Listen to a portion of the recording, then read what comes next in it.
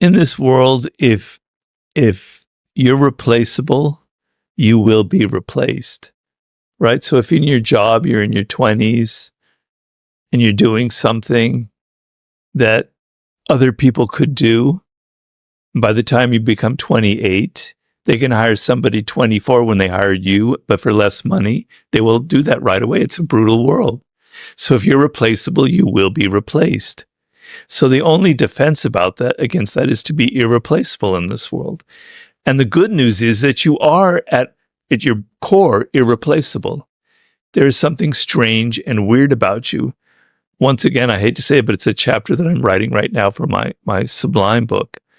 Okay, and I explain in Mastery where that comes from biologically, your DNA, how you are marked as a unique individual at birth, the combination of variants in your chromosomes. It's mathematically impossible for it to ever be replicated. Yes, the variations are marginal. The differences aren't great between you and me, but those little differences are the differences between me liking this kind of hip-hop music and you liking a different kind of hip-hop music, right? It creates your inclinations. It creates your tastes. And so what the game of life involves is knowing your uniqueness, is knowing who you are, is knowing what makes you weird and what makes you odd. Okay? And the problem is that we're social animals, and the pressure continually on us is to fit into a group, is to be like other people, to have their ideas, to have their values, to have their tastes, to dress like them. Okay? And that happens when you're young, you're in your adolescence. We all go through that phase. I went through that phase. But if you keep on that track when you're in your 20s and on, which is happening a lot today through social media, you're going to lose that sense of what makes you odd and different. Mm-hmm. I compare it to a voice. When you're very young, that little voice in you is going, Robert, you should be a writer. Chris, you should be a blah, blah, blah, blah, blah. I don't know what it is, right? It's telling you something. And as you get older, you don't hear it anymore because you're hearing all the other, you're hearing your voices of your parents, the teachers, the culture around you, your peers, your friends, telling you this is what's cool, this is what's not cool. And that little voice comes completely drowned out. And so you don't know who you are anymore. And you're afraid, particularly young people today. I mean, maybe it's always been that way, are so afraid of being different. They're so afraid of being odd. But look at all the powerful people in this world. Look at your Elon Musks. Look at your celebrities in entertainment, in business, in politics. They're one of a kind. They have I hate that word, but it's like a brand. They're different. They stand out for something that's truly different. You know, even Albert Einstein, there's nobody else like Einstein. There's nobody like Da Vinci. Okay? That's where your power lies. And you'll go, oh, but Robert, those are people that were brilliant, that were talented. I'm not like that. I don't have that. Well, bullshit. You do have that. It's just you're forgetting about it and you don't want to put the effort into it. I talked in Mastery of a woman named Temple Grandin who was born with severe, severe autism. And she was able to find her way to become a very brilliant professor, academic, writer, and about animals, animal behavior, and about autism itself. She found her way to it when she was 3 or 4, she couldn't even speak any language. She was going to be hospitalized. You have that potential. It's just you're not putting the effort into. You are lazy. You want to fit into the group. You want to conform because it's easy. But your oddness, what makes you weird, what makes you different, that little strange quirk in how you want to dress yourself, that little strange quirk in your musical tastes, that little quirk in the food that you like to eat, that is who you are. Those are signs from deep within, from your core, from your soul. This is who you are. And if you lose that, not only are you not going to be successful in life, you will also lose yourself, and you will be unhappy, you'll be unfulfilled, you'll be alienated from who you are. And you can get away with that when you're young because you're happy, you look good, you've got energy, things are going right. You get into your 30s, and you're like everybody else, and you don't know who you are and you don't know what you like anymore, and you're just following the trends, you start to get depressed and you start going down this rabbit hole, and things can turn really ugly. So you need a bit of courage in life. You need to go, okay, I am weird. I am strange. Lean into it. So when I had the 48 Laws of Power, when I first wrote the book, without it being published yet, it was a very strange looking book, and it reflects my own strangeness. Things on the margins, stories, everything broken up, images, quotes here and there. It's kind of how my brain is, a hodgepodge, kind of a mess, really. And the publishers, they bought the book, but then they came back to us and they said, Robert, can you kind of maybe make this more like other books? Can you get rid of all those sections and everything? And I said, no, take it or leave it. This is the book as it is. It's odd, it's strange. They didn't like that because if it doesn't fit into all the other books that have had successful, it's too big of a risk. If this movie isn't like the movies that were made last year, who knows who'll go see it? People are so conservative. But because it was odd, it stood out and it was successful. If I had succumbed and I compromised and made it more like other books, I wouldn't be here talking to you. So sometimes you need a little bit of cojones, you need a little bit of courage, you need to stand up and say, I'm okay being different. It's fascinating that lots of people, maybe most people, want to be extraordinary in some way, but also don't want to stand out in a way that allows them to be mocked. But, the latter is the price of the former. You can't behave the way that everybody else does and expect to not get the results that everybody else gets. It's like, I think about regressing to a mean that doesn't exist. That everybody is idiosyncratic and unusual in their own way. And we're all imagining this sort of odd 50th percentile avatar that is the most acceptable. But when we think about why we love the people that we love, we don't love them for how average they are. No one's ever said, do you know what it is? I'm just besotted with how predictable all of her opinions are. No one's ever said that. We love people for their eccentricities. And a friend, George, has the idea of non-fungible people, like non-fungible tokens, that it's irreplaceable. There is nobody else like them. Yeah. If you think about your favorite memories from your favorite people, it's not from the things that are easily replaceable. It's from the fact that they were just obsessed with football. And when the football was on the TV, you could talk to them and they wouldn't even turn to you. Or it was the fact that they hated violence, or they loved dogs. Every dog walked into the room and they would be gone. They would be away. That's what we love people for. And my favorite strange person from history is Salvador Dali. And I would take it one step further. You said you kind of have this, it's advantageous and also psychologically healthy for you to embrace who you are fully. I actually think in some ways it's maybe I would go as far as to say that it is our duty to humanity. I think it's our duty to embrace the things that only you can do. Yeah, well, in nature, the diversity of species in a habitat make it vital, make it alive, make it sustainable. And that comes from mutations in the genetic code. Some insect has a mutation, and therefore a whole new species, a whole new thing splinters off from that, and it creates variety. Well, in human culture is like a habitat in a way. So you're marked with uniqueness by your genetic code. Insects don't really have individuality. We have individuality, and they are like mutations. And so your mutation, your difference, you being Chris, is for a purpose. You're marked that way because by mining your uniqueness, your weirdness, your oddness, your little quirky tastes, you're going to contribute something new to the culture. And in contributing something new to the culture, you enrich it and you keep it turning around and round and round. Cultures in the past that die on the vine don't have any variety.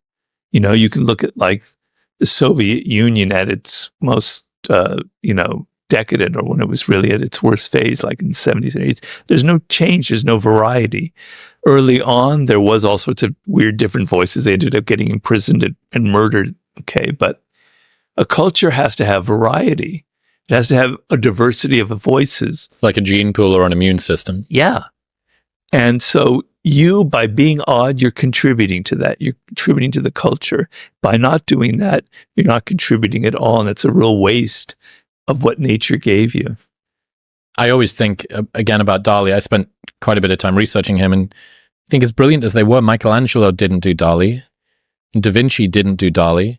In fact, there's that famous job application that Da Vinci sends, I think, to the King of Italy.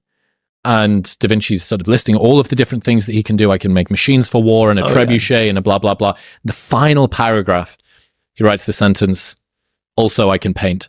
Yeah. I always think about also I can paint. Yeah. What is the also I can paint that I don't see in myself? What are the things that my friends really value? Perfect example, the guy that I was talking about earlier on, George. I've been learning a little bit about myself, and I discovered over the last year that I'm a people pleaser in some regard. And I was lamenting this to him over Christmas as we were driving to go and get food. And I sort of brought up something I'd done with him, which was sort of being overly cautious that I would have done something that would have annoyed him or stepped on his toes in some manner. And he said, I just want to sort of stop you there, because I'm aware that to you, you've been able to frame that as people pleasing in this thing that is malignant and you want to get rid of. But to me, that's you thinking about me first, which is actually one of the things that makes me love you as a friend. So be very careful sort of labeling areas, creating an unnecessary value judgment. And I think getting another perspective, and that really gave me pause. I just thought, yeah, I'm so agreeable with all of these things, and I hate disappointing people, and I think that other people's emotional states are my responsibility, and so on and so forth. And then I bring it up to a friend, and he says, yeah, that's why I love you. Yeah. And it was interesting.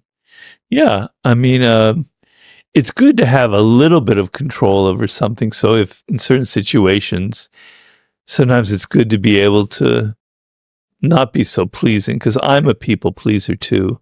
It's my nature, so I understand that. And sometimes you have the feeling that it's not coming from the right place. Correct. You're not choosing to, you're obligated to by your nature. And you're feeling a little bit of fear involved in it. Yep. Fear of displeasing, a fear of rejection, a fear of being different.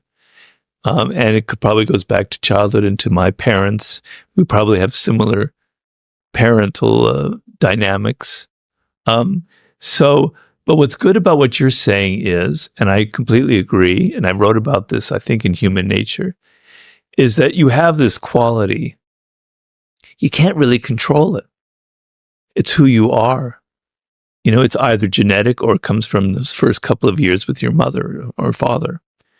So make it work for you.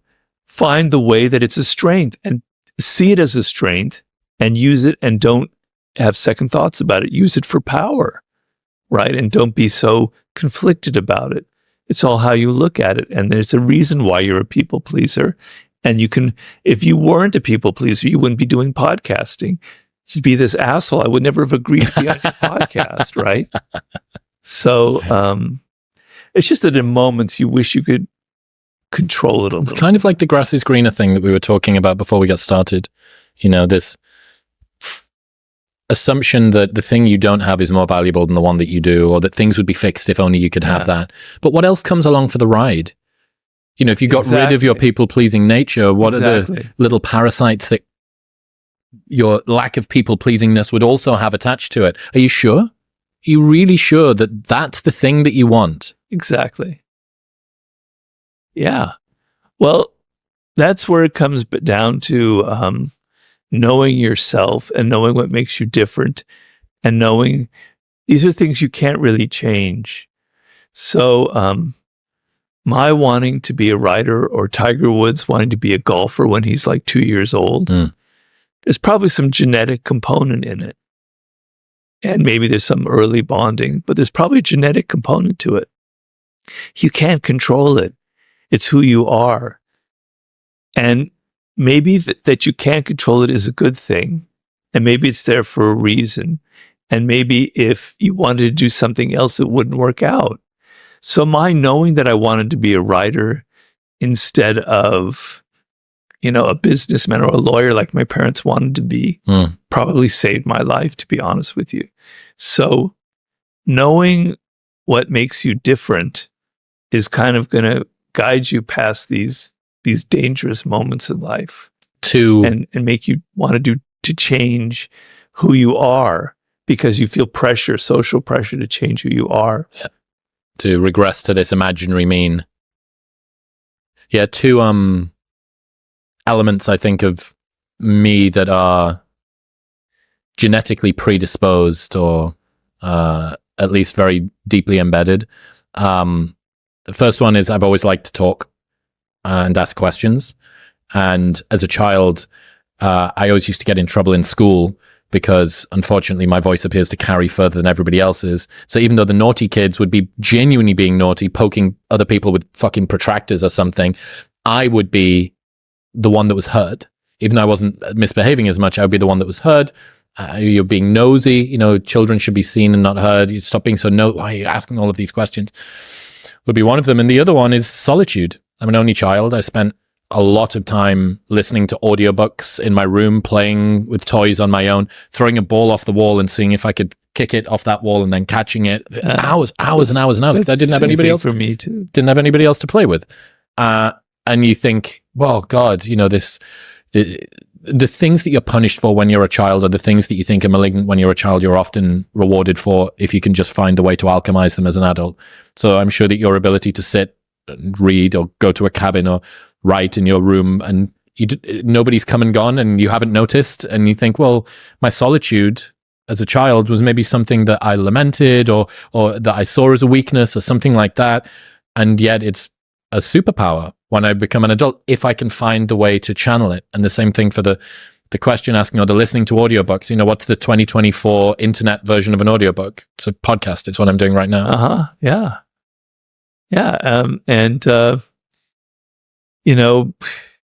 It really just comes down to being aware of who you are, what makes you different, and being comfortable with it.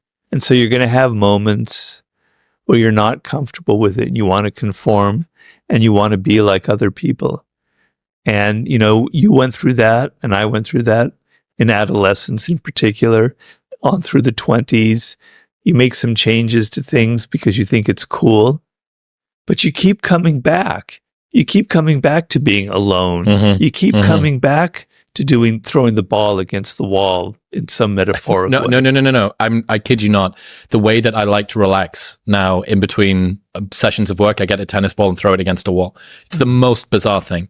I had the same thing, but because I'm American, mine was baseball. And I had a ball and I'd throw it against the garage door and I would play all these different games with my glove on and I would catch it and I would imitate the crowd cheering me. And this was a home run, this was setter, and if I could do it today, I still would. So I understand that. But you come back to these things because they're so strong in you. Yeah. And you can't help it, and they give you relief, and they give you comfort, and they're who you are. And so it all comes down to, do you come back to these things, or do you change because of the pressures of other people? And what is the difference? Why are some people like that and some people are not? And that's the $1 million question. I think it's swimming upstream or swimming downstream is working against or working with your nature. Yeah. And trying to find a way to make it work for you as opposed to trying to change it so that you can find a way to make it work. Yeah. Makes a lot of sense. Sean Puri, who does My First Million, very, very smart guy. I remember one of the first conversations I ever had with him on Zoom. He had a sort of small leather black basketball in his hand. And we were just talking and he was a little bit further back in his desk and he was tossing it like this and rolling it along the desk and sort of you throw it in the air. Like, what? So it wasn't like we were writing anything. It was a casual conversation between friends. I said, what are you doing? He says, I grew up playing basketball. I'm happiest with a ball in my hand. Yeah. And I thought, holy fuck, that's me. Every time that I go to the park, if there's a tennis ball, that's now mine for the rest of it. And I'll bounce it in my hands until we finish up. And then I'll, the tennis ball charity pool that it goes back into the park. Yeah. And I thought, holy fuck. So I came up with a name for that, which is a weirdness role model. And it's somebody who does a thing that sort of breaks the ceiling on what you thought was acceptable behavior. You've seen this guy do a thing and you go, oh my God, like maybe I could have a ball on my desk. Maybe I could have a tennis ball or a cricket ball on my desk. And that means that I can, because I've seen this guy do it, and it's a weirdo role model or a weirdness role model. Yeah, yeah. Well, I think we all need that in our life. People who are different. I remember in high school, I had an English teacher who kind of changed the course of my life. And he was very weird. He was very different. His way of thinking was different, and how he talked about writing and literature was very odd. And other students hated him, and I thought he was just fantastic. So it's kind of interesting what you said. There was a role model I could see, and he was just a high school teacher, so it wasn't like a career path for him, but I could see that having that kind of quality was a good quality, and I was attracted to it. Traveling should be about the journey, not the chaos of packing, which is why I have been using Nomatic's Backpack and Carry-On Pro for over a year now. This thing is the best backpack on the planet. I did an entire month on tour on just hand luggage alone. It's like the Swiss Army knife of travel packs. They've got pockets for your laptop, your clothes, your snacks. It is so well organized that even your toothbrush feels important. And the amount of thought that they've put into every pouch and zipper is incredible. It's beautifully designed. It's not over-engineered, and it will literally last you a lifetime with their lifetime guarantee. So this is the final backpack that you will ever buy. Plus, they also offer international shipping, free shipping on orders over $49 in the United States. And if you don't like it for any reason, you can return or exchange it within 30 days. So you can buy it completely risk-free, fill it with all of your possessions, and if you don't like it, they'll give you your money back. Right now, you can get a 20% discount by going to the link in the description below or heading to nomatic.com/modernwisdom and using the code MW20 at checkout. That's nomatic.com/modernwisdom and MW20 at checkout. You are your own worst enemy. You waste precious time dreaming of the future instead of engaging in the present. Since nothing seems urgent to you, you're only half involved in what you do. Yeah. Well, I like to think of who the human animal is. I like to take this out of the little specific and go into the meta area here. And what it meant to be human. We're a very creative species, right? We have language, we have consciousness, we have immense powers. Those powers developed under the pressures of necessity, of having to get things done, of having to survive in a very brutal, ruthless world where a leopard could pop out tomorrow and eat me, where there were dangers all around, where food was scarce. And under the pressure, we had to think, we had to be creative, we had to be inventive, we had to be strategic. The human brain evolved under immense amounts of pressure. Okay? That's how the brain works. And I almost like to think of it in terms of barometric pressure. So in your brain, when you're feeling that barometric pressure, it's like, I got to get this done, or I'm going to fail, and this project won't happen, and people will laugh at me. You work like a fiend. Energy, your whole body responds, right? Your blood gets moving. You accomplish things that would normally take you months. You do it in days because you feel that pressure. You take away that pressure and you don't know what to do. And I've got like 3 years, I could do this or that, another. You just wander around, you're lost. You have no energy, you have no focus. You know, you're maybe playing video games, maybe you're watching porn, you're kind of distracting yourself in the moment. But but your energy is just being dissipated in like 20 different directions. So your brain needs pressure. It needs constant pressure. And stress and pressure is not a bad thing. We have this thing where we feel like stress is bad. It's bad for you. Bad. You know, you need to relax, man. You need to chill. Stress will kill you. No, being bored will kill you. Not having anything to do will kill you. Is much more dangerous than stress. Yes, you can work too hard. You can work where there's no soul involved. I work like a fiend because I'm writing a book, and it's a very hard process for me. And I'm working far too much, but man, I love it. It's fantastic, right? And it could kill me. The stress could kill me, gave me a stroke, but I'd rather die under the stress than be bored and have nothing to do. Okay? So feeling that pressure, it makes your eyes pop open. It makes your brain focus. It makes you alert. It makes you want to live. It makes everything seem exciting to you because you've got to get things done. So I'm writing a book right now. I could take 12 years to write it, but that wouldn't be I wouldn't feel good about it. So I give myself deadlines.